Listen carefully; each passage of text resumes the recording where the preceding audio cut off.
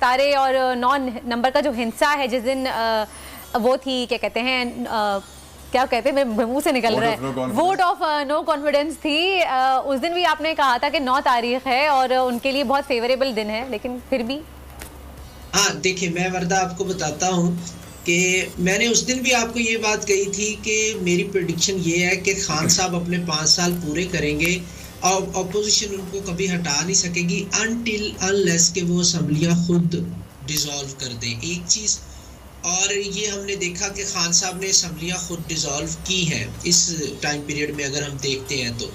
फिर जिस दिन हमने बात की थी 8 अप्रैल को और हमने कैलकुलेशन की थी 9 अप्रैल की, और मैंने आपको ये कहा था कि 9 अप्रैल का जो दिन है वो खान साहब की फेवर में है। 9 अप्रैल को खान साहब के लिए कोई प्रॉब्लम नहीं होगी।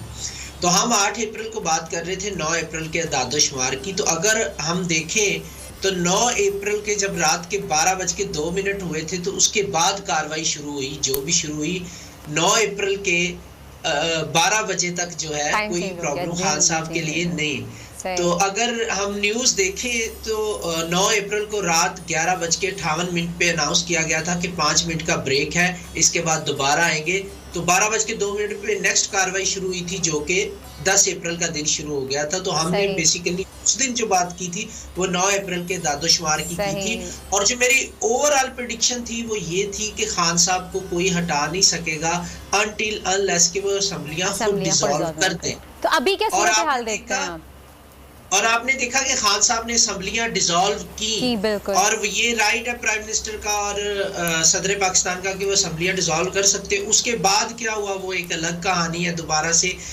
लेकिन अभी की सिचुएशन अगर मैं आपको बताऊं तो जो पॉलिटिकल सिचुएशंस अभी है, मैंने न्यूमरोलॉजिकली इसको कैलकुलेट किया है। तो अभी अप्रैल के मिड से यानी 15 अप्रैल से ऑनवर्ड जो प्लानिटरी पोजीशन है या जो न्यूमरोलॉजिकली नंबर्स की कैलकुलेशन है वो बड़ी स्ट्रेंज नज़र आ रही है मुझे। स्पेशली जून का महीना पाकिस्तान के लिए काफ़ी सारी मुश्किलात लेके आ रहा है और अल्लाह ना करे ऐसा हो। लेकिन 15 अप्रैल 2022 से अक्टूबर नवंबर 2022 तक पॉलिटिकली बहुत ज़्यादा अप्स एंड डाउन्स देख रहा हूँ मैं। और यकीनन किनारा इलेक्शन का टाइम है, अप्स एंड डाउन्स तो होंगे, ऑब्वियस सी बात है। इसके लिए आई डोंट थिंक हमें सितारों की इतनी ज़रूरत होगी। वैसे नहीं, वो आपकी बात ठीक है। इस पर कभी फिर से डिस्कस करेंगे आप जो डिबेट करना चाह रहे हैं। लेकिन अभी मैं प्रेडिक्शन की तरफ आऊँगा। तो प्रेडिक्शन इसमें ये बन रही है कि अप्स एंड डाउन्स तो है, वो तो सबको नज़र आ रही हैं। लेकिन मुझे जो न्यूमरोलॉजिकली देख के ऐसा लग रहा है कि अल्लाह ना करे एमरजेंसी टाइप सिचुएशन बनती हुई नज़र आ रही है मुझे। काइंड ऑफ एमरजेंसी हम इसको कह सकते हैं। जो प्लानिटरी पोजीशन या जो न्यूमरोलॉजिकल कैलकुलेशन मैं देख रहा हूँ तो मुझे ऐसा लगता है कि यहाँ पर काफ़ी अप्स एंड डाउन्स हैं और मैं न्यूमरोलॉजिकली कह सकता हूँ कि इमरजेंसी की तरह सिचुएशन जाती है। अच्छा, मैं आपसे ये सवाल करना चाहूँगी, एक और सवाल करना है मुझे कनान आपसे कि मई में सूरज ग्रहण आ रहा है तो उस पर काफ़ी सारे लोग अपनी अपनी अलग अलग राय दे रहे हैं, पेशगोइयाँ दे रहे हैं, आप क्या कहेंगे इस बारे में?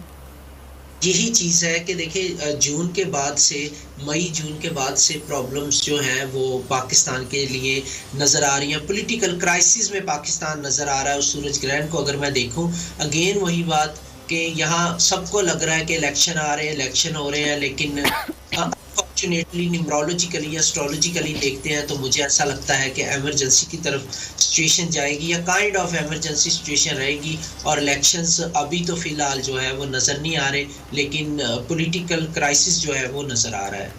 सही, यानी कि पॉलिटिकल क्राइसिस आपको बहुत ज़्यादा हाई नज़र आ रहे हैं और ये सिचुएशन भी हमें देखने को मिल रही है कि जिस तरह की सूरत हाल चल रही है पीटीआई की इस वक्त और आवाम जिस तरह उनको सपोर्ट कर रही है। देखना ये कि इलेक्शन कब होते हैं क्या नहीं। Thank you so much Kanan, बहुत बहुत शुक्रिया आपका और फिर दोबारा आपको हम ज़हमत